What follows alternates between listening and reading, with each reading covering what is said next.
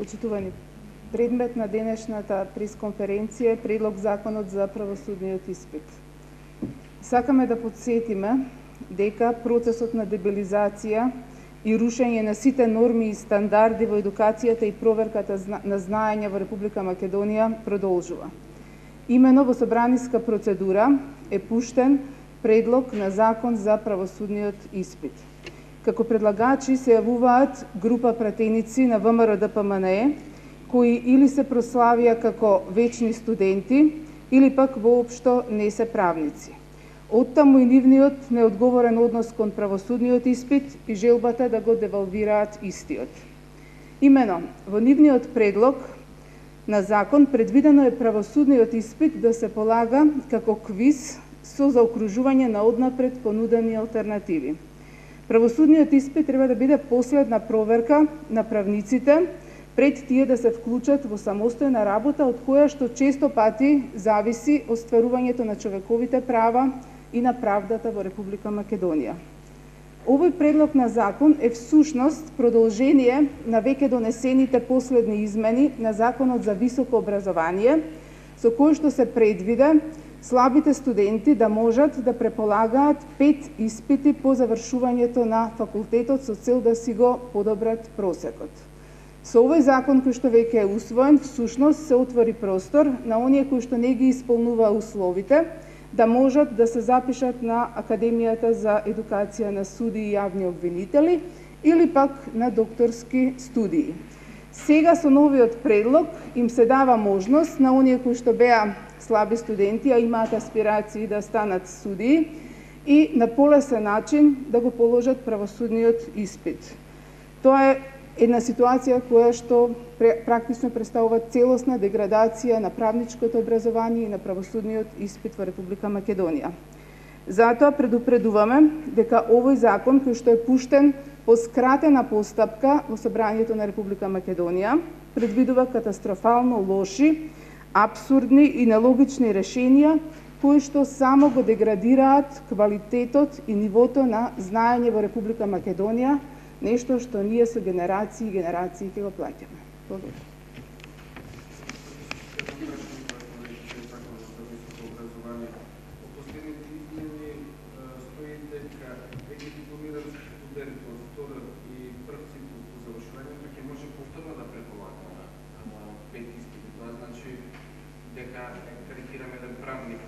Што заврши. Послан просек, ако сака да се запише на Академијата за судии и обвинители, ќе може да преполага. Ваш коментар околу тоа?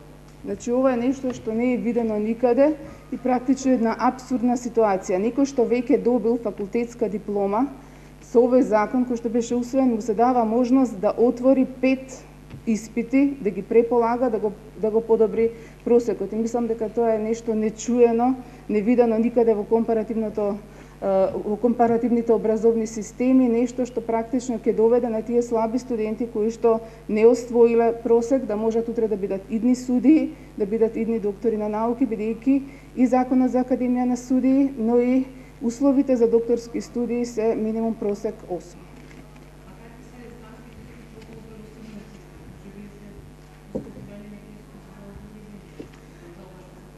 Значи, континуираниот пат на квалитетот на образованието во Република Македонија и условите за стекнување на правосудни функции е на некој начин евидентно во нашата земја. Има многу апсурдни решенија. Например, вие ќе видите во законот решение во кое што се предвидува дека испитите за правосудниот испит ќе се полагаат според учебници кои што се користат на најпрестижните универзитети во светот. Сега прашањето е на кој универзитет во светот се користи учебник во кој што се обработува, да речеме, парничната постапка во Република Македонија или кривичната постапка. Значи има многу апсурдни и нелогични решенија што покажува дека оние кои што го предлагаат апсолутно немаат познавање во областа во која што предлагаат закон.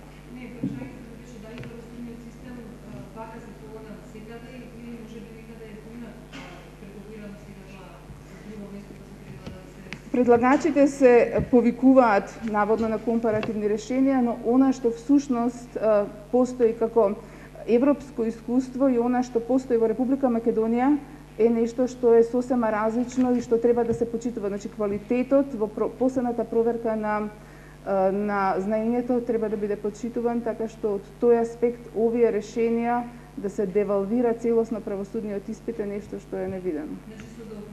Со заокружување и што е апсолутно тоа е знаење што бара препознавање, а не изразување. А ке правниците основното е да знаат да се изрази. Значи доаѓаме во ситуација утре ден кога некој ќе биде судија да не може да срочи судска одлука или кога ќе биде адвокат да не може да напише тужба бидејќи неговото знаење на ниво на заокружување. Значи тоа е апсолутно апсурдна ситуација.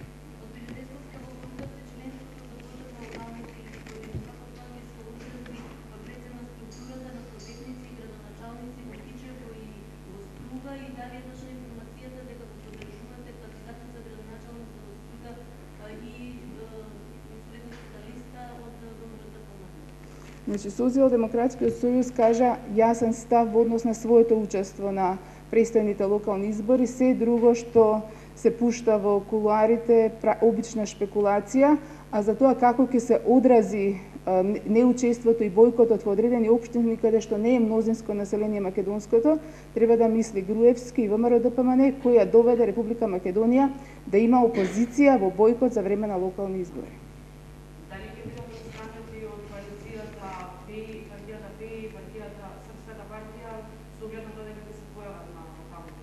Значи, до сега нема, ние не одговараме за постапките на нашите коалициони партнери. Она што го донеле тие како сопствена одлука, сепак по разговорите останува впечатокот дека остануваат на платформата која што е договорена во рамките на Сојузот за иднината. А зошто се уште господин Јани Македонија се вози со службеното возило од собрание, со огледното дека е депонирана оставка? Не е точно дека Јани Макрадули се вози со собраниското возило. Практично Јани Макрадули од црниот понеделник до денеска се откажа од сите привилегии кои што му припаѓаат како подпредседател на собранието, така што тоа е обична шпекулација и нема вистина во тоа.